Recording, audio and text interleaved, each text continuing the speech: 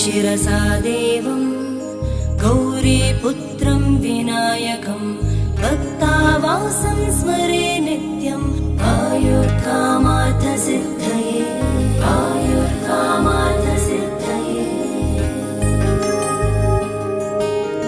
प्रथमं वक्रतुण्डं च एकदन्तं द्वितीयकं तृतीयं कृष्णपिङ्गाक्षं गजवक्त्रं चतुर्थकम्